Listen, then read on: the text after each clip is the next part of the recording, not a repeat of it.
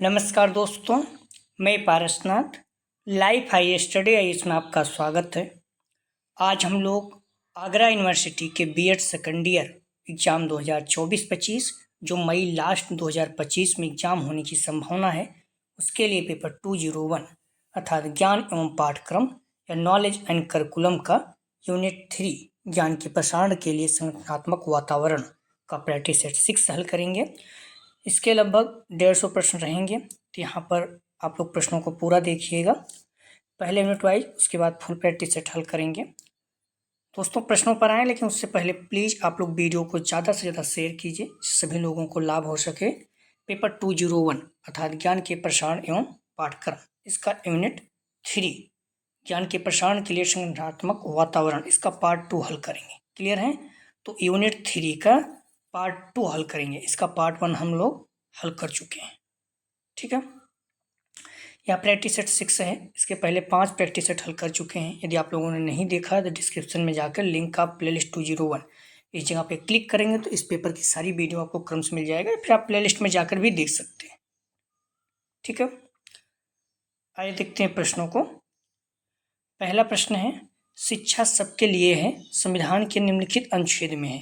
ए अनुच्छेद 45, बी अनुच्छेद 29, सी अनुच्छेद 14 व 15, डी अनुच्छेद 46। तो इसका सही जवाब हो जाएगा ए अनुच्छेद 45। ठीक है, आर्टिकल 45 में दिया गया है शिक्षा सबके लिए है, संविधान निम्नलिखित किस अनुच्छेद में है?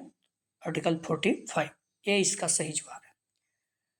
अगला प्रश्न है, जनरल लेजर किस प्रकार का अभिलेख है? ए सामान्य, बी शैक्षिक, सी वित्तीय, डी इनमें से कोई नहीं।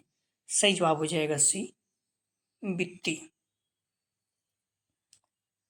अगला प्रश्न है, ध्यान रखना, एक सामान्य खाता अर्थात जनरल लेजर वही वित्तीय विवरण तैयार करने के लिए डेटा प्रदान करता है। एक सामान्य खाता बही का उपयोग ऐसी कंपनियों और संगठनों द्वारा किया जाता है जो डबल एंट्री बही खाता पद्धति का उपयोग करते हैं।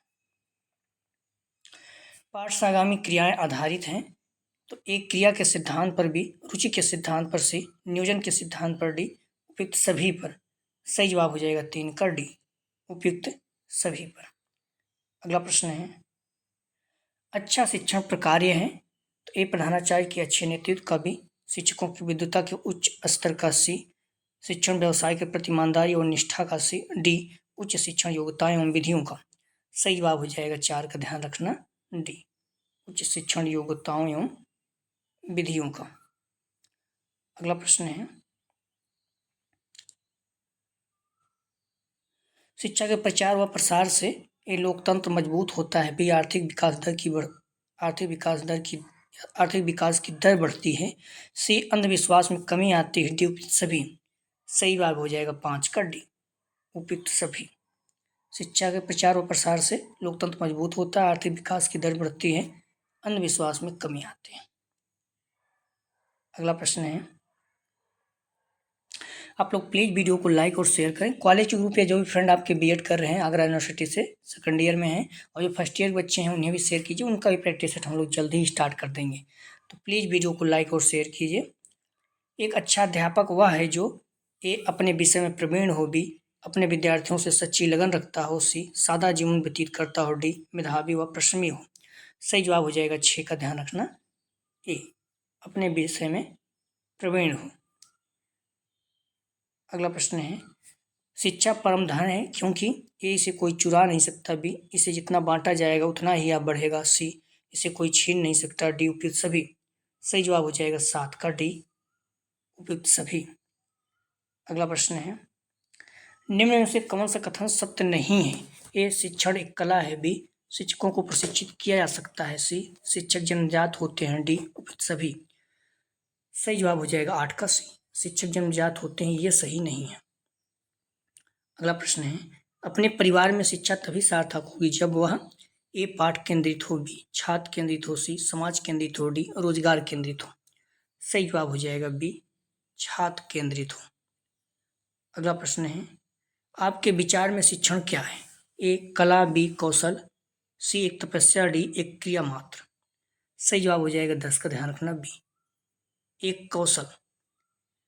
अगला प्रश्न है, आपके विचार में प्राइमरी शिक्षा निःशुल्क करने से ए अध्यापक इसे गंभीरता से नहीं लेंगे, बी साक्षरता बढ़ेगी, सी स्कूलों में शिक्षा स्तर गिरेगा, डी उपयुक्त सभी। सही जवाब हो जाएगा बी, साक्षरता बढ़ेगी। अगला प्रश्न है, शिक्षक की योग्यता एवं आचरण का सबसे अच्छा मूल्यांकन करते हैं। ए उसके प्रधानाचार्य, बी विशेषज्ञ, सी उसके शिष्य, डी समाज के संभ्रांत लोग। सही जवाब हो जाएगा 12 का सी, उसके शिक्षक, उनके शिष्य। शिक्षक की योग्यता एवं आचरण का सबसे अच्छा मूल्यांकन करते हैं तो उनके शिष्य अर्थात छात्र। अगला प्रश्न है, आपके विचार में शिक्षा का उद्देश्य होना चाहिए। ये बालकों का सर्वांगीण विकास, बी शिक्षा ग्रहण करने के बाद नौकरी, सी छात्रों को साक्षर बनाना, डी छात्रों की मानसिक योग्यता का विकास। तो सही जवाब हो जाएगा 13 का ध्यान रखना ए, बालकों का सर्वांगीण विकास। आप लोग 8 बजे आ जाएं, हम लोग 8 बजे ही प्रैक्टिस सेट हल करेंगे। तो आप लोग प्लीज़ वीडियो को लाइक और शेयर कीजिए। यदि आप लोगों ने चैनल को सब्सक्राइब नहीं किया है तो प्लीज़ चैनल को सब्सक्राइब कीजिए और ज़्यादा से ज़्यादा शेयर कीजिए। तो आपके विचार में शिक्षा का उद्देश्य होना चाहिए, तो सही जवाब हो जाएगा ए, बालकों का सर्वांगीण विकास। हालांकि सभी सही है, शिक्षा ग्रहण करने के बाद नौकरी, छात्रों को साक्षर बनाना, लेकिन सबसे बेस्ट विकल्प है बालकों का सर्वांगीण विकास, में सब आ जाएगा। अगला प्रश्न है, स्कूलों में पर्यावरण शिक्षा आवश्यक है। ए छात्रों में पर्यावरण चेतना जगाने के लिए, बी पर्यावरण विदों का मनोबल बढ़ाने के लिए, सी पर्यावरण का ज्ञान देकर छात्रों को विद्वान बनाने के लिए, डी उपयुक्त सभी के लिए। सही जवाब हो जाएगा 14 का ए, छात्रों को पर्यावरण चेतना जगाने के लिए। अगला प्रश्न है, किसने कहा कि विद्यालय समाज का लघु रूप है। तो महत्वपूर्ण है, ए रॉस, बी टू बी, सी कॉमेनियस, डी अरस्तु। सही जवाब हो जाएगा 15 का बी, चांड्यूबी। अगला प्रश्न है, विद्यालय संगठन के अंतर्गत किन तत्वों को साध्य प्राप्ति के लिए उपलब्ध हुआ सुव्यवस्थित किया जाता है। ये भौतिक तत्वों को भी, मानवीय तत्वों को, सी इन दोनों को, डी इनमें से कोई नहीं। सही जवाब हो जाएगा 16 का ध्यान रखना सी, इन दोनों तत्वों को।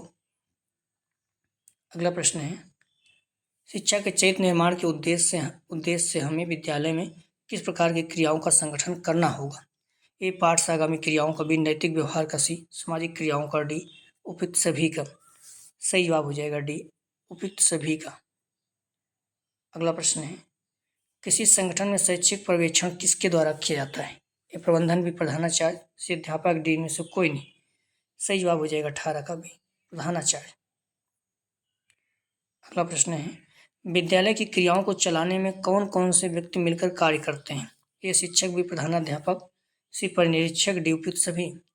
सही जवाब हो जाएगा 19 का डी, उपयुक्त सभी। अगला प्रश्न है, प्रबंधन का मुख्य तत्व है। ए नियोजन, बी संगठन, सी नियंत्रण, डी उपयुक्त सभी। सही जवाब हो जाएगा डी, उपयुक्त सभी। अगला प्रश्न है, विद्यालय संगठन का उद्देश्य बालकों को समाज के किन हितों की रक्षा करना सिखाना होता है। ए समाज के आदर्शों का, बी समाज की मान्यताओं व मूल्यों का, डी सी इन दोनों का, डी इनमें से कोई नहीं।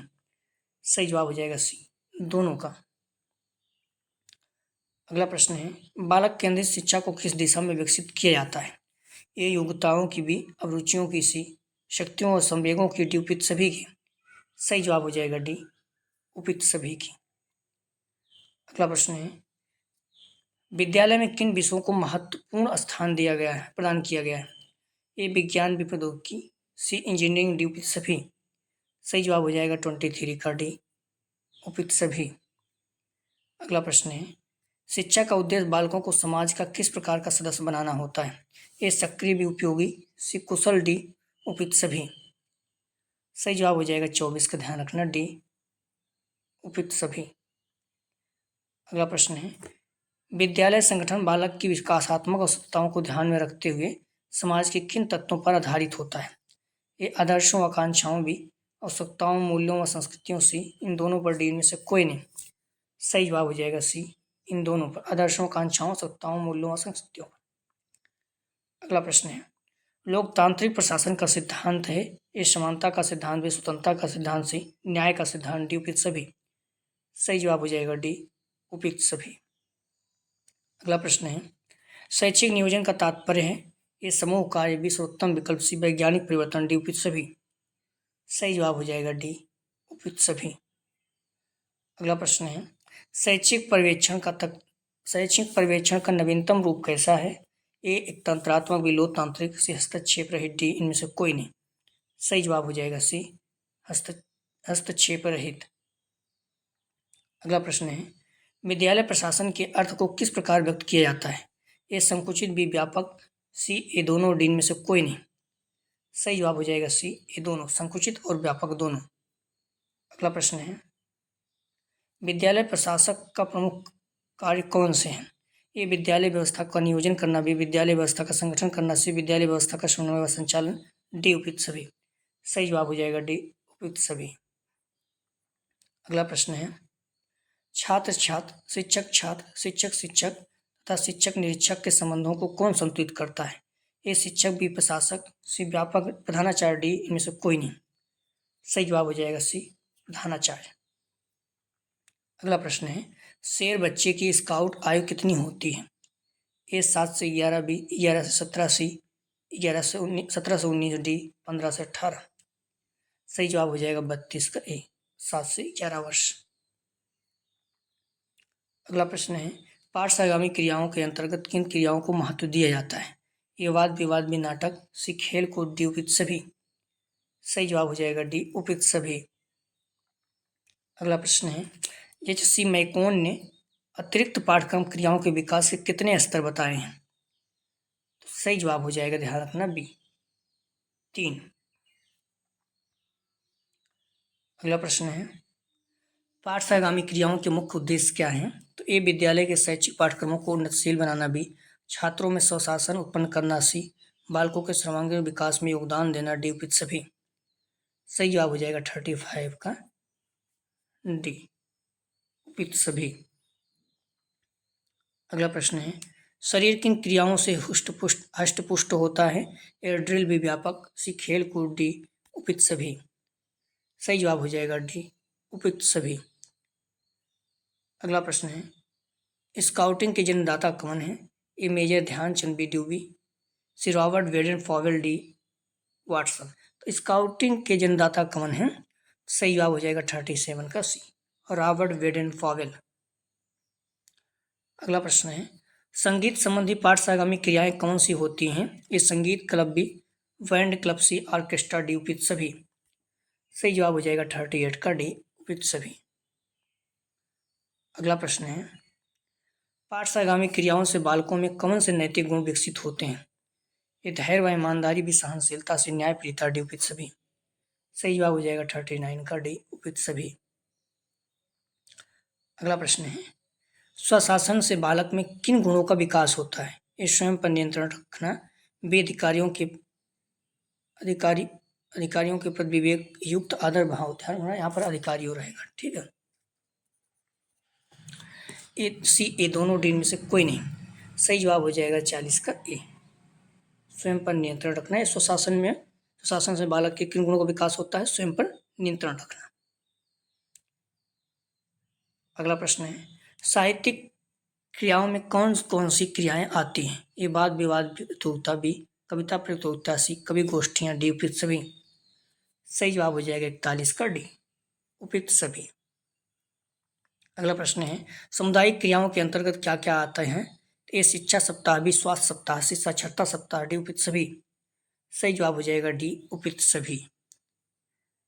अगला प्रश्न है, पाठ्यगामी क्रियाओं में विविध क्लब कौन कौन से होते हैं? ए रेडियो, बी फोटो संग्रह क्लब, सी उपयुक्त सभी, डी इनमें से कोई नहीं। सही जवाब हो जाएगा सी उपयुक्त सभी, रेडियो और फोटो संग्रह क्लब दोनों। अगला प्रश्न है, निम्नलिखित में से विद्यालय में सकारात्मक वातावरण के लिए आवश्यक है? ए विश्वास, बी सम्मान, सी आत्मानुशासन, डी उपयुक्त सभी। सही जवाब हो जाएगा 44 का डी उपयुक्त सभी। अगला प्रश्न है, विद्यालय वातावरण का कौन सा प्रकार विद्यालय के लिए अनुपयुक्त होता है? ए बंद वातावरण, बी मुक्त वातावरण, सी स्वायत्तापूर्ण वातावरण, डी उपनियंत्रित वातावरण। सही जवाब हो जाएगा 45 का ए, बंद वातावरण। अगला प्रश्न है, विद्यालय वातावरण में क्या क्या शामिल है? ए भवन व मैदान, बी उद्यान, सी हॉस्टल, डी उपयुक्त सभी। सही जवाब हो जाएगा डी उपयुक्त सभी। अगला प्रश्न है, विद्यालय किस वातावरण से दूर होना चाहिए? ये नाले, भी नहर, सी बड़ी सड़क, डी उपयुक्त सभी। सही जवाब हो जाएगा 47 का डी, उपयुक्त सभी। विद्यालय क्या है, शांत माहौल में होना चाहिए, यहाँ शांत हो वातावरण, ठीक है।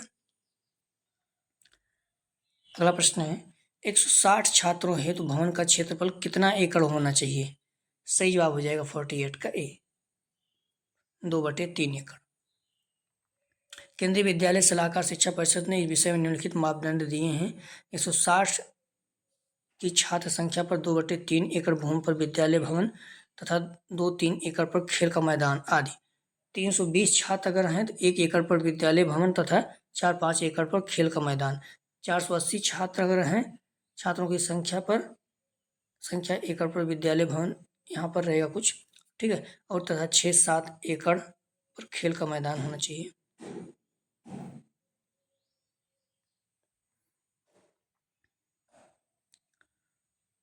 अगला प्रश्न है विद्यालय प्लांट अथवा वातावरण के आवश्यक तत्व हैं। ए औचित्य व सुरक्षा, बी समन्वय व निपुणता, सी सुंदरता व लोचनशीलता, डी उपयुक्त सभी। सही जवाब हो जाएगा डी, उपयुक्त सभी। अगला प्रश्न है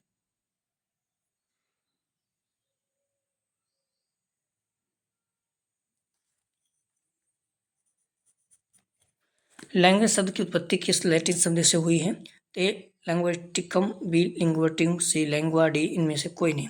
सही जवाब हो जाएगा सी लैंग्वा। अगला प्रश्न है हिंदी को किस प्रकार की भाषा माना गया है? ए राष्ट्रभाषा, बी सरकारी भाषा, सी राजभाषा, डी बी सी दोनों। सही जवाब हो जाएगा डी, बी सी दोनों। भारतीय संविधान के अनुच्छेद 343(1) के अनुसार हिंदी हमारे देश की राजभाषा है। इस अनुच्छेद में व्यवस्था है कि संघ की राजभाषा हिंदी और लिपि देवनागरी होगी। 14 सितंबर का दिन प्रतिवर्ष हिंदी दिवस के रूप में मनाया जाता है। भारत के संविधान के भाग 17 में, ठीक है, भाषाओं के बारे में दिया गया है। अगला प्रश्न है किसने कहा कि ध्वन्यात्मक शब्दों द्वारा विचारों की व्यक्ति ही भाषा है? ए क्रोज, बी गांधी, सी स्वीट, डी सरोजिनी नायडू। सही जवाब हो जाएगा 52 का, ध्यान रखना, सी स्वीट। अगला प्रश्न है भारत की जितनी भी प्रादेशिक भाषाएं हैं वे किस भाषा से उपजी हैं? ए संस्कृत, बी असमिया, सी बंगला, डी कन्नड़। सही जवाब हो जाएगा ए संस्कृत। अगला प्रश्न है महर्षि दयानंद सरस्वती ने हिंदी को किस प्रकार की भाषा माना? ए राजभाषा, बी आर्य भाषा, सी आत्मभाषा, डी इनमें से कोई नहीं। सही जवाब हो जाएगा बी आर्य भाषा। अगला प्रश्न है भाषा के संबंध में कौन सा कथन सही नहीं है? ए पाठ्यक्रम का एक विषय, बी संप्रेषण एक साधन, सी बातचीत एक ढंग, डी भाषा स्थायी होती है। सही जवाब हो जाएगा डी, भाषा स्थायी होती है। अगला प्रश्न है विदेशी भाषाओं में किन भाषाओं की गणना की गई? ए जापानी, चीनी, बी फ्रांसीसी, रूसी, सी स्पेनिश, अंग्रेजी, डी उपयुक्त सभी। सही जवाब हो जाएगा डी, उपयुक्त सभी। अगला प्रश्न है प्रयोग की दृष्टि से भाषा के कितने रूप होते हैं? ए 2, बी 4, सी 5, डी 7। सही जवाब हो जाएगा 57 का डी, 7। भाषा के रूप मातृभाषा, मूल भाषा, संस्कृत भाषा, राष्ट्रीय भाषा, राष्ट्रभाषा, राजभाषा, अंतर्राष्ट्रीय भाषा, ये 7 रूप हैं। अगला प्रश्न है प्राचीन भाषा को किस नाम से जाना जाता है? तो मौखिक भाषा में मूल भाषा, सी राष्ट्रभाषा, डी विश्व भाषा। सही जवाब हो जाएगा 58 का बी, मूल भाषा। आप लोग प्लीज़ वीडियो को लाइक और शेयर कीजिए। कॉलेज ग्रुप या फिर जो भी फ्रेंड आपके बीएड कर रहे हैं उन्हें बताइए। यदि आप लोगों ने चैनल को सब्सक्राइब नहीं किया है तो प्लीज़ चैनल को सब्सक्राइब कीजिए। प्रश्न है वैलार्ड ने मातृभाषा को कितने भागों में विभाजित किया? सही जवाब हो जाएगा, ध्यान रखना, ए 2। वैलार्ड के घर की बोली को माता की भाषा अर्थात मदर टंग तथा मदर टंग और समाज द्वारा स्वीकृत भाषा को मातृभाषा मदर टंग कहा जाता है। अगला प्रश्न है हिंदी भाषा की बोलियां कौन सी है? ए ब्रज, बी अवधी, सी भोजपुरी, डी उपयुक्त सभी। सही जवाब हो जाएगा डी, उपयुक्त सभी।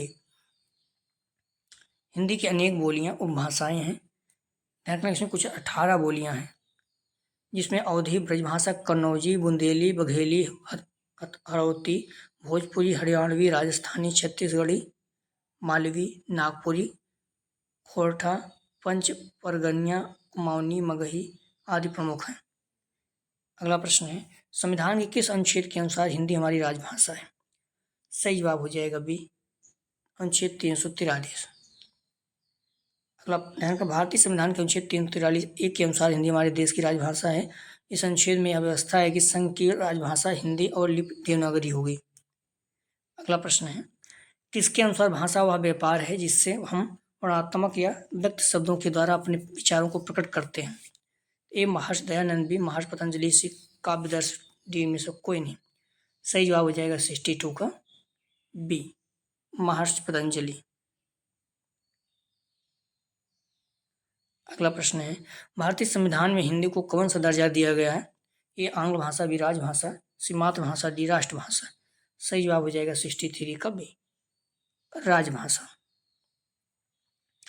अगला प्रश्न है, भाषा का प्रथम रूप क्या है? ए मातृभाषा, बी द्विभाषा, सी त्रिभाषा, डी हिंदी भाषा। सही जवाब हो जाएगा 64 का, ध्यान रखना ए, मातृभाषा। अगला प्रश्न है, अवधी, ब्रज एवं भोजपुरी आदि कैसी भाषाएं कहलाती हैं? ए राजीव भाषा, बी जनपद भाषा, सी आर्य भाषा, डी में से कोई नहीं। सही जवाब हो जाएगा 65 का भी, जनपद भाषा। अगला प्रश्न है, निम्नलिखित में से माँ से ली गई भाषा कहलाती है? ए राष्ट्रभाषा, बी मातृभाषा, सी आर्य भाषा, डी में से कोई नहीं। सही जवाब हो जाएगा बी, मातृभाषा। अगला प्रश्न है, त्रिभाषा सूत्र शब्द त्रिभाषा सूत्र प्रस्तुत किया गया? ए 1951, बी 1956, सी 1960, डी 1968। सही जवाब हो जाएगा 67 का बी, 1956 में। विभिन्न समितियों एवं आयोग ने देश में भाषा संबंधी समस्या समाधान के लिए सुझाव दिए। केंद्रीय शिक्षा सलाहकार बोर्ड 1956 में ने त्रिभाषा सूत्र तैयार किया। इसे स्कूल विद्यार्थियों के लिए सुझाया गया। त्रिभाषा फार्मूला के अनुसार स्कूल जाने वाले प्रत्येक बच्चे के लिए 3 भाषाओं का ज्ञान होना आवश्यक है। अगला प्रश्न है, भारत सरकार ने मंडल द्वारा निर्मित त्रिभाषा सूत्र को कब स्वीकार किया? तो सही जवाब हो जाएगा 68 का, ध्यान रखना आप लोग, डी 1968। अगला प्रश्न है, स्वीकृत त्रिभाषा सूत्र के अंतर्गत माध्यमिक शिक्षा के प्रत्येक बालक को कितनी भाषाएं अनिवार्य रूप से पढ़नी होंगी? सही जवाब हो जाएगा ए, 3। अगला प्रश्न है, हिंदी क्षेत्र में कितनी बोलियां हैं? सही जवाब हो जाएगा 70 का ए, 18 बोलियां हैं। ठीक है, और भाषाएं 22 हैं। भारत में कुल 18 बोलियां हैं, जिनमें से अवधी, ब्रज, कन्नौजी, बुंदेली, बघेली, हड़ौती, भोजपुरी, हरियाणवी, राजस्थानी, छत्तीसगढ़ी, मालवी, नागपुरी, खोस्टा, पंचगनिया, कुमाऊनी, मगही आदि प्रमुख हैं। अगला प्रश्न है, चिंतन की योग्यता का भाषा की अन्य योग्यताओं से कैसा संबंध है? ए उल्टा, बी सीधा, सी प्राकृतिक, डी में से कोई नहीं। सही जवाब हो जाएगा बी, सीधा। अगला प्रश्न है, विद्यालय में कितनी भाषाएं पढ़ाई जाती हैं? पढ़ाई जाएं, तो सही जवाब हो जाएगा 72 का ए, 4। स्कूली शिक्षा में त्रिभाषा फार्मूला चलेगा। इसमें संस्कृत के साथ अन्य 3 भाषाओं का विकल्प होगा। अगला प्रश्न है, संस्कृत विद्वानों की भाषा को किस नाम से जाना जाता है? तो सही जवाब हो जाएगा 73 का सी, देववाणी। अगला प्रश्न है, बच्चों के लिए सबसे आसान भाषा है? ये राजभाषा, बी राष्ट्रभाषा, सी मातृभाषा, डी में से कोई नहीं। सही जवाब हो जाएगा सी, मातृभाषा। अगला प्रश्न है, ध्वनि शब्द एवं वाक्य रचना का ज्ञान हिंदी शिक्षण में किस उद्देश्य के अंतर्गत आते हैं? ए रचनात्मक, बी सृजनात्मक, सी कौशलात्मक, डी ज्ञानात्मक। सही जवाब हो जाएगा 75 का डी, ज्ञानात्मक। अगला प्रश्न है, पशु पक्षियों की ध्वनियाँ किस परिधि में आते हैं?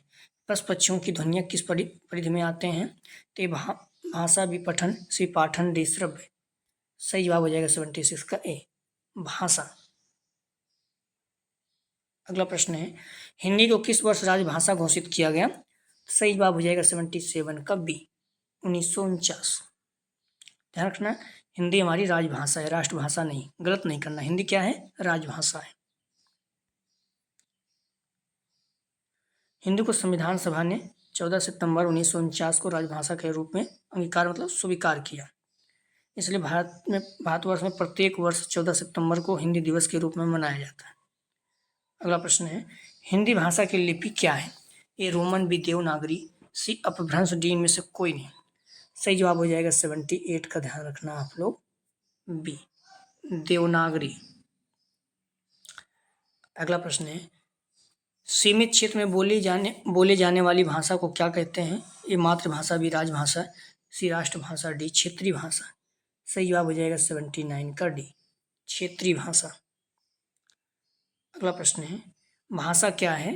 ए भावाभिव्यक्ति का माध्यम, बी सांकेतिक भावाभिव्यक्ति, सी ए बी दोनों, डी में से कोई नहीं। सही जवाब हो जाएगा सी ए बी दोनों। आप लोग डिस्क्रिप्शन में जाएंगे, लिंक आप +201 यहाँ पर क्लिक करें तो इस पेपर की सारी वीडियो आपको क्रम से मिल जाएगा। फिर प्लेलिस्ट में जाकर सीधे आप सारी वीडियो को देख सकते हैं। अगला प्रश्न है, छात्र द्वारा किए गए वाचन को क्या कहते हैं? ये मौन वाचन, बी गहन अध्ययन, सी व्यक्ति वाचन, डी सामूहिक वाचन। तो छात्र द्वारा किए गए वाचन को क्या कहते हैं? सही जवाब हो जाएगा सी व्यक्तिगत वाचन। अनुकरण वाचन, आदर्श वाचन, इसे शिक्षक द्वारा किए जाने वाला वाचन के पश्चात छात्रों द्वारा कक्षा में किए जाने वाला सस्वर वाचन अनुकरण वाचन कहलाता है। व्यक्तिगत वाचन, इसमें व्यक्तिगत वाचन का अभिप्राय है व्यक्तिगत रूप से किए जाने वाला वाचन। व्यक्तिगत वाचन शिक्षक द्वारा भी किया जाता है तथा छात्र के द्वारा भी किया जाता है।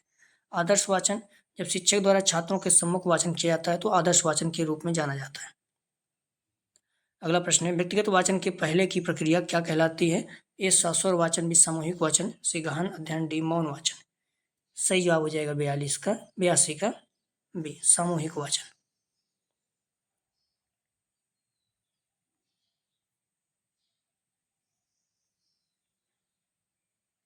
अगला प्रश्न, ध्यान का सामूहिक वाचन मतलब या कक्षा में एक समूह के बच्चों के द्वारा पाठ के वाचन से संबंधित है। 2 या 2 से अधिक छात्रों द्वारा आवाज सहित किए जाने वाला वाचन को सामूहिक वाचन कहते हैं। अगला प्रश्न है, सस्वर वाचन से कौन सी व्यक्ति सशक्त होने लगती है? ये लिखना भी, पढ़ना, सी मौखिक, दी सुनना। सही जवाब हो जाएगा 83 का सी मौखिक। अगला प्रश्न है, किस प्रक्रिया से छात्रों में योग्यता विकास तथा ज्ञानार्जन का विकास होता है? तो सही जवाब हो जाएगा बी गहन अध्ययन। अगला प्रश्न है, निम्न में से वाचन की विधियां कौन सी हैं? इस स्वरोच्चार विधि, भी संयुक्त विधि, सी कविता विधि, डी उपयुक्त सभी। सही जवाब हो जाएगा डी उपयुक्त सभी। अगला प्रश्न है, लिखित भाषा की इकाई क्या है? ए वर्ण, बी व्यंजन, सी ध्वनि, डी इनमें से कोई नहीं। सही जवाब हो जाएगा 86 का ए वर्ण। अगला प्रश्न है, लिखित भाषा के अंतर्गत भाषा किस रूप में रहती है? तो ए स्थायी भाषा, स्थायी रूप में, बी अस्थायी रूप में, सी उपयुक्त दोनों, डी इनमें से कोई नहीं। सही जवाब हो जाएगा 87 का ए अस्थायी रूप में। अगला प्रश्न है, हिंदी में मौखिक या लिखित रचना के अभ्यास से किसका अभ्यास होता है? ये रचना, शब्द रचना का, बी व्याकरण रचना का, सी वाक्य रचना का, डी इनमें से कोई नहीं। सही जवाब हो जाएगा सी वाक्य रचना का। अगला प्रश्न है, श्रुति लिपि की कितनी विधियां हैं? ए 5, बी 4, सी 8, डी 3। सही जवाब हो जाएगा 89 का बी 4। श्रुति लेखन का अर्थ सुने हुए को लिखना या सुनकर लिखना। श्रुत का अर्थ होता है सुना हुआ। इस विधि में एक व्यक्ति बोलता है तथा दूसरा सुनकर उसे लिखता है। श्रुति में 4 वेद आते हैं, ऋग्वेद, सामवेद, यजुर्वेद, अथर्ववेद और वेदों का सूक्त। हर वेद के 4 भाग होते हैं, संहिता, ब्राह्मण ग्रंथ, अरण्य और उपनिषद। अगला प्रश्न है, निम्नलिखित में से श्रुति लिपि के भेद क्या है? तो ए अध्यापक का उच्चारण स्पष्ट हो, बी बालकों के पास उचित लेख सामग्री हो, सी छात्र को ठीक आसन में बैठाया जाए, डी उपयुक्त सभी। सही जवाब हो जाएगा 90 का डी उपयुक्त सभी। अगला प्रश्न है, व्याकरण एवं रचना किसके रूप हैं? ए हिंदी, बी समाज, सी भाषा, डी में से कोई नहीं। सही जवाब हो जाएगा 91 का सी भाषा। अगला प्रश्न है, किस अभिव्यक्ति में व्यक्ति लिखित रूप से कार्य करता है? ये पढ़ना, भी मौखिक, से सुनना, डी इनमें से कोई नहीं। सही जवाब हो जाएगा बी मौखिक। अगला प्रश्न है, लेखन कौशल में लेखन अभ्यास कराना कौन सी अवस्था कहलाती है? तो सही जवाब हो जाएगा 93 का सी चतुर्थ। अगला प्रश्न है, लेखन कौशल में श्रुति लिपि, प्रतिलिपि कौन सी अवस्थाओं की विधियां कहलाती है? सही जवाब हो जाएगा 94 का डी तृतीय। अगला प्रश्न है, कविता शिक्षण के कितने उद्देश्य बताए गए हैं? ए 11, बी 10, सी 1, डी इनमें से कोई नहीं। सही जवाब हो जाएगा ए 11। अगला प्रश्न है, कहानी सुनने वालों में किस गुण का होना आवश्यक है? तो ये भाषा पर विचार भी, अच्छी स्मरण शक्ति, सी विनोदी स्वभाव, डी उपयुक्त सभी। सही जवाब हो जाएगा 96 का, ध्यान रखना डी उपयुक्त सभी। अगला प्रश्न है, निबंध का पहला व मुख्य आधार क्या है? ए संस्करण, बी विषय, सी भाषा, डी प्रभाव। सही जवाब हो जाएगा 97 का सी भाषा। अगला प्रश्न है, भाषा शिक्षण में व्याकरण के कितने स्वरूप होते हैं? सही जवाब हो जाएगा ए 3। अगला प्रश्न है, हिंदी साहित्य में व्याकरण सिखाने की सबसे उत्तम विधि कौन सी है? सही जवाब हो जाएगा डी प्रयोग विधि। अगला प्रश्न है, निम्नलिखित में से कौन सा तत्व नाटक का तत्व नहीं है? ए प्रत्याशा, बी निताप्त, सी वर्णन, डी फलागम। सही जवाब हो जाएगा सी वर्णन। अगला प्रश्न है, कहानी और उपन्यास में किस कारण समानता है? ए कथानक, बी चरित्र निर्माण, सी बाह्य दृष्टि, डी कल्याण शक्ति। सही जवाब हो जाएगा डी कल्याण शक्ति। कल्याण शक्ति का अर्थ सामाजिक संदेश और सामाजिक संकल्प से जुड़ सकता है। अगला प्रश्न है, नाटक लिखने के लिए पर्याप्त संख्या किस विषय में सबसे अधिक पाई जाती है? एक सामाजिक, बी धार्मिक, सी आध्यात्मिक, डी हिंदी। सही जवाब हो जाएगा डी हिंदी। अगला प्रश्न है, नाटक शिक्षण में निम्नलिखित में से किसका महत्व नहीं है? ए रंगमंच अभिनय, बी कक्षा अभिनय, सी मौन पठन, डी वाचिक अभिनय। सही जवाब हो जाएगा 103 का सी मौन वाच पठन। अभिनेता रंगमंच पर जो कुछ मुख से कहता है वह सब का सब वाचिक अभिनय कहलाता है। प्राथमिक स्तर पर मूल्यांकन की सर्वाधिक उपयोगी विधि है? ए लिखित परीक्षा विधि, बी प्रयोगात्मक परीक्षा विधि, सी मौखिक परीक्षा विधि, डी वार्षिक परीक्षा विधि। सही जवाब हो जाएगा 104 का, ध्यान रखना सी मौखिक परीक्षा विधि। अगला प्रश्न है, हिंदी शिक्षण में सबसे अधिक किसका मूल्यांकन होता है? ये मूल्यांकन, बी परीक्षा, सी उत्तर पुस्तिका, डी उपयुक्त सभी। सही जवाब हो जाएगा ए मूल्यांकन। अगला प्रश्न है, अच्छे मूल्यांकन की कितनी विशेषताएं होती हैं? सही जवाब हो जाएगा बी 7। अगला प्रश्न है, मूल्यांकन का अभिन्न अंग है? सही जवाब हो जाएगा 7 का सी शिक्षण। अगला प्रश्न है, मूल्यांकन किस प्रकार का होना चाहिए? सही जवाब हो जाएगा, ध्यान रखना ए यथार्थ। अगला प्रश्न है, मूल्यांकन शब्द किस प्रकार का अर्थ देता है? सही जवाब हो जाएगा ए मापन। अगला प्रश्न है, भारत का सर्वाधिक प्राचीन भाषा क्या है? ए संस्कृत, बी पाली, से प्रकृत, डी इनमें से कोई नहीं। सही जवाब हो जाएगा ए संस्कृत। अगला प्रश्न है, देवनागरी लिपि की विशेषता होती है? ए एक ध्वनि के लिए वर्ण प्रतीक होता है, बी एक ध्वनि के लिए एक ही ध्वनि व्यक्त होती है, सी दूसरी लिपि वैज्ञानिक और लिखने में सुगम होता है, डी उपयुक्त सभी। सही जवाब हो जाएगा 111 का डी उपयुक्त सभी। अगला प्रश्न है, भाषा का विकास किस पर निर्भर करता है? ए अभिप्रेरणा, बी अनुबंधन, सी अनुकरण, डी उपयुक्त सभी। सही जवाब हो जाएगा डी उपयुक्त सभी। अगला प्रश्न है, कहानी के संदर्भ में किसका ध्यान रखना नितांत आवश्यक है? ये कहानी का चयन, बी कहानी की भाषा, सी कहानी कहने की शैली, डी उपयुक्त सभी। सही जवाब हो जाएगा डी उपयुक्त सभी। अगला प्रश्न है, जन्म से लेकर 2 वर्ष की आयु तक के चरण में इंद्रियों के जरिए बच्चा प्राप्त करता है? तो ये प्राथमिक अनुभव, बी द्वितीय अनुभव, सी तृतीय अनुभव, डी इनमें से कोई नहीं। सही जवाब हो जाएगा ए प्राथमिक अनुभव। अगला प्रश्न है, मातृभाषा के माध्यम से दी गई शिक्षा बच्चों का कौन सा विकास करती है? ए चारित्रिक, बी नैतिक, सी ए व बी दोनों, डी इनमें से कोई नहीं। सही जवाब हो जाएगा सी चारित्रिक व नैतिक दोनों। अगला प्रश्न है, बच्चा कहाँ से मातृभाषा को सीखता है? ए राज्य से, बी परिवार से, सी बचपन से, डी इनमें से कोई नहीं। सही जवाब हो जाएगा, ध्यान रखना बी परिवार से। अगला प्रश्न है, पियाजे ने बालक के ज्ञानात्मक विकास के अध्ययन के विषय में कितने वर्षों तक अध्ययन किया? सही जवाब हो जाएगा बी 50।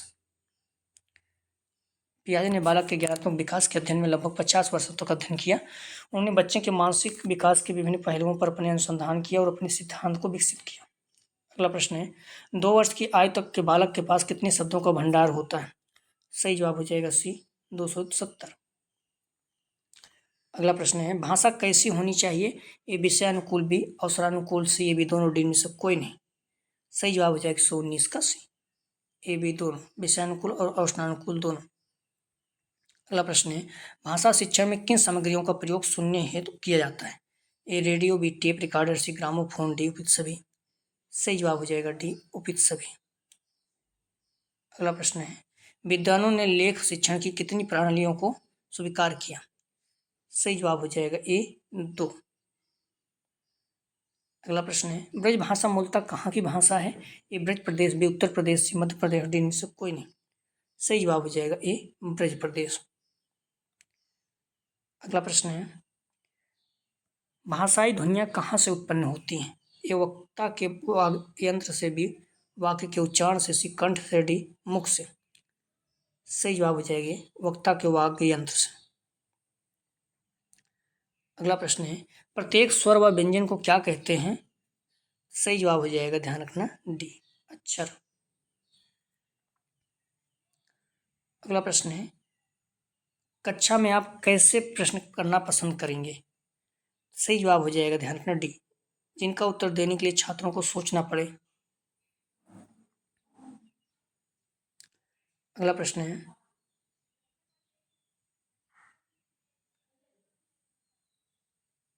शिक्षक को अनुसंधान की ओर रुचि रखना चाहिए क्योंकि इससे। सही जवाब हो जाएगा 126 का ए, शिक्षक के ज्ञान का विकास होता है। अगला प्रश्न है, बालक के विकास की प्रक्रिया एवं विकास की शुरुआत होती है। सही जवाब हो जाएगा 27 का सी, बहिर्मुखी व्यक्तित्व।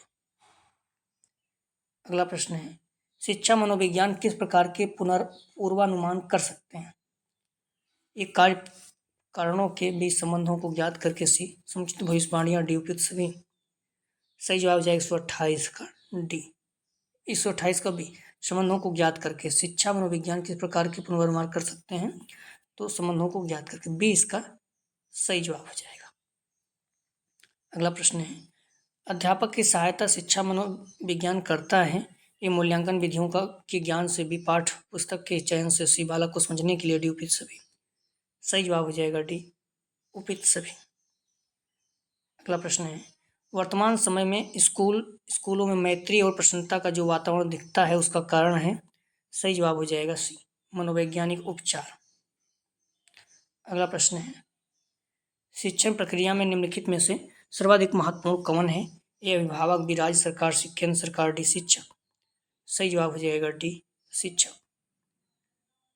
अगला प्रश्न है, अधिगम का अर्थ ज्ञान के अतिरिक्त प्राप्त करना है। ए अभ्यास, बी अनुभव, सी परिपक्वता, डी सभी। सही जवाब हो जाएगा बी अनुभव। अगला प्रश्न है, अधिगम का मुख्य आधार है। ए अनुभव, बी आत्मविश्वास, सी परिपक्वता, डी विश्राम। सही जवाब हो जाएगा सी परिपक्वता। अगला प्रश्न है, अधिगम का शिक्षा में योगदान है। ए व्यवहार परिवर्तन में, बी समायोजन में, सी नवीन अनुभव प्राप्त करने में, डी उपयुक्त सभी में। सही जवाब हो जाएगा डी उपयुक्त सभी में। अगला प्रश्न है, लैटिन शब्द पर सोना का संबंध है। ए व्यक्तित्व के मापन से, बी व्यक्तित्व से, सी व्यक्तित्व की अवधारणा से, डी व्यक्तित्व की विधि से। सही जवाब हो जाएगा बी व्यक्तित्व से। व्यक्तित्व एक व्यक्ति की विशेषताओं का एक गतिशील और संगठित समूह है जो विभिन्न परिस्थितियों में उनके पर्यावरण, संज्ञान, भावनाओं, प्रेरणाओं और व्यवहार के विशिष्ट रूप से प्रभावित करता है। पर्सनालिटी शब्द लैटिन शब्द पर्सोना से उत्पन्न हुआ, इसका अर्थ मुखौटा है। नाटक में अपनी भूमिका निभाते हुए अभिनेताओं द्वारा पहना जाने वाला मुखौटा। अगला प्रश्न है, व्यक्तित्व की महत्वपूर्ण अवस्था है। ये बाल अवस्था, भी शैशवावस्था, से प्रौढ़ावस्था, डी यौनावस्था। सही जवाब हो जाएगा, ध्यान रखना, बी शैशवावस्था। अगला प्रश्न है, व्यक्तित्व की अंतिम विशेषता है। सही जवाब हो जाएगा डी निर्देशित लक्ष्य प्राप्ति करना, निर्देशित लक्ष्य की प्राप्ति। अगला प्रश्न है, निम्न में से कौन प्रेरणा के स्रोत हैं? ये हो सकता है बी चालक से उद्दीपन, डी उपयुक्त सभी। सही जवाब हो जाएगा डी उपयुक्त सभी। अगला प्रश्न है, प्रेरणा छात्र में रुचि उत्पन्न करने की कला है। या कथन है? सही जवाब हो जाएगा ए, थॉमसन का। अगला प्रश्न है, निम्नलिखित में से सामाजिक प्रेरक है? ए भूख बी प्यास, सी प्रेम, डी आत्मगौरव। सही जवाब हो जाएगा डी, आत्मगौरव। जैविक प्रेरक ध्यान रखना भूख प्यास है। अगला प्रश्न है, निम्नलिखित में जैविक प्रेरक हैं? ए नींद, बी सृजनात्मकता, सी मद्य व्यसन, डी आत्म प्रशंसा। सही जवाब हो जाएगा ए, नींद। अगला प्रश्न है, प्रेरकों की प्रत्याशा का अंतिम परिणाम होता है? ए तनाव में वृद्धि, बी प्रेरणा में वृद्धि, सी व्यक्तित्व विकृति, डी इनमें से कोई नहीं। सही जवाब हो जाएगा ए, तनाव में वृद्धि। अगला प्रश्न है, कक्षा में छात्र व्यवहार को अनुशासित करने वाला प्राथमिक कारक होना चाहिए? सही जवाब हो जाएगा सी, छात्र प्रेरणा। अगला प्रश्न है, इंट्रोडक्शन ऑफ साइकोलॉजी नामक पुस्तक लिखी है? सही जवाब हो जाएगा डी, हिलगार्ड तथा एटकिंसन। एटकिंसन, डी इसका सही जवाब। अगला प्रश्न है, व्यक्ति के स्वाभाविक विकास को कहते हैं? ए अभिदृष्टि, बी विकास, सी परिवर्तन, डी इनमें से कोई नहीं। सही जवाब हो जाएगा 145 का ए, अभिदृष्टि। अगला प्रश्न है, किशोरावस्था जीवन का सर्वाधिक कठिन काल है या कथन है? सही जवाब हो जाएगा ए, किलपैट्रिक का। अगला प्रश्न है, दो बालकों में समान मानसिक योग्यताएं नहीं होती या कथन है? तो सही जवाब हो जाएगा बी, हॉलॉक का। करीब 163 प्रश्न है, तो आप लोग प्रश्नों को पूरा देखिएगा। अगला प्रश्न है, औपचारिक ज्ञान का क्या उद्देश्य होता है? तो सही जवाब हो जाएगा 148 का ए, मानव का मानसिक विकास। अगला प्रश्न है, निरौपचारिक शिक्षा किस प्रकार की प्रक्रिया होती है? सही जवाब हो जाएगा ए, चेतनशील। अगला प्रश्न है, the right of children to free and compulsory education bill Lok Sabha में पारित किया गया। सही जवाब हो जाएगा ए, 4 अगस्त 2009। शिक्षा का अधिकार अधिनियम 2009, जिसे RTI अधिनियम 2009 के रूप में भी जाना जाता है, अगस्त 2009 को भारत की संसद द्वारा अधिनियमित किया गया। अनुच्छेद 21A के तहत भारत में 6 से 14 वर्ष की आयु के बच्चों के लिए मुफ्त और अनिवार्य शिक्षा की महत्ता के तौर तरीकों का वर्णन करता है। अगला प्रश्न है, अनुशासन अस्पष्टता मनशक्तियों का विकास है, तर्क शक्ति का विकास तथा ज्ञान की उपलब्धि है या कथन है? सही जवाब हो जाएगा ए, लिंडले का। अगला प्रश्न है, किसने विद्यालय प्रबंधन एवं प्रशासन के सिद्धांत प्रतिपादित किए? सही जवाब हो जाएगा ए, एडम्स का। अगला प्रश्न है, जितना अच्छा आप कर सकते हैं करें, किसने कहा? सही जवाब हो जाएगा बी, जॉन वेस्ले का। अगला प्रश्न है, किसने कहा कक्षा ऐसा स्थान है जहां छात्र अपने जीवन निर्माण काल का अधिकतर समय व्यतीत करते हैं? सही जवाब हो जाएगा सी, शिक्षाविद फिलिप जैक्सन का। अगला प्रश्न है, दंड एक बुरी वस्तु है और उसकी अवहेलना भी की जानी चाहिए, किस दार्शनिक के अनुसार? तो सही जवाब हो जाएगा 155 का ए, पीरेन के अनुसार। अगला प्रश्न है, जिस प्रकार सेना के अस्तित्व के लिए अनुशासन का होना आवश्यक है, उसी भांति अनुशासन विद्यालय के लिए भी महत्वपूर्ण है। सही जवाब हो जाएगा बी, पीरेन। अगला प्रश्न है, छात्र क्रिया द्वारा सरलता से सीखते हैं क्योंकि? सही जवाब हो जाएगा ए, छात्र क्रिया स्वयं करते हैं। अगला प्रश्न है, यदि कोई छात्र कारण ही अपने साथ दुर्व्यवहार करे तो आप? सही जवाब हो जाएगा डी, यह जानने की कोशिश करेंगे छात्र ने ऐसा क्यों किया। अगला प्रश्न है, छात्रों में चोरी करने की आदत कैसे दूर किया जा सकता है? तो ये बालकों को पारितोषिक देकर, उदाहरण देकर, ताड़ना देकर, सजा देकर। सही जवाब हो जाएगा बी, उदाहरण देकर। उन्हें अन्य छात्र का उदाहरण दे, वही आदतें थी और उन्हें परिणाम बताएं। छात्रों को शिक्षित करने और सामाजिक सम्मान के लिए आवश्यक करार दिए जाने के पीछे की वजह को छात्र को समझाएं। अगला प्रश्न है, विद्यालय में शिक्षण प्रणाली अपनाने का आधार है? ये शिक्षकों का विकास एवं उनका मानसिक स्तर भी, शिक्षकों का केवल विचार से, ये भी दोनों देने से कोई नहीं। सही जवाब हो जाएगा ए, शिक्षकों को विकास एवं उनका मानसिक स्तर। अगला प्रश्न है, संवेदना ज्ञान की पहली पीढ़ी है या ये मानसिक विकास भी, शारीरिक विकास से, ध्यान का विकास, भाषा का विकास। सही जवाब हो जाएगा ये मानसिक विकास। अगला प्रश्न है, तर्क जिज्ञासा तथा निरीक्षण शक्ति का विकास होता है। सही जवाब हो जाएगा बी, 11 वर्ष की आयु में। अगला प्रश्न है, दो बालकों में समान मानसिक योग्यताएं नहीं होती, यह कथन है। सही जवाब हो जाएगा बी, हॉलॉक का।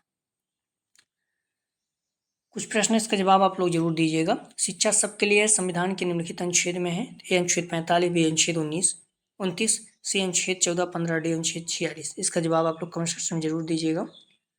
अगला प्रश्न है, किसने कहा कि विद्यालय समाज का लघु रूप है। A Ross, B John Dewey, C Comenius, D अरस्तु। अगला प्रश्न है, स्काउटिंग के जन्मदाता कौन है। A major Dhyan Chand, B Dewey, C Robert Baden Powell, D Watson. अगला प्रश्न है, संविधान के किस अनुच्छेद के अनुसार हिंदी हमारी राजभाषा है। ए अनुच्छेद 351, बी अनुच्छेद 343, सी अनुच्छेद 348, डी अनुच्छेद 40। अगला प्रश्न है, त्रिभाषा सूत्र प्रस्तुत किया गया। ए 1951 में, बी 1956 में, सी 1960 में, डी 1968 में। तो लिंक का प्लेलिस्ट आप डिस्क्रिप्शन में जाएंगे, मिल जाएगा आपको, जहाँ पे क्लिक करेंगे सारी वीडियो क्रम से मिल जाएगा। जो अगला प्रैक्टिस सेट हम लोग हल करेंगे यूनिट 4 पाठ्यक्रम की आधुनिक अवधारणा। ठीक है, ज्ञान एवं पाठ्यक्रम की आधुनिक अवधारणा। तो प्लीज़ आप लोग वीडियो को लाइक और शेयर कीजिए, सभी लोगों को लाभ हो सके। 8 बजे आप लोग आ जाए, 8 बजे हम लोग प्रैक्टिस सेट हल करेंगे। वीडियो देखने के लिए धन्यवाद दोस्तों।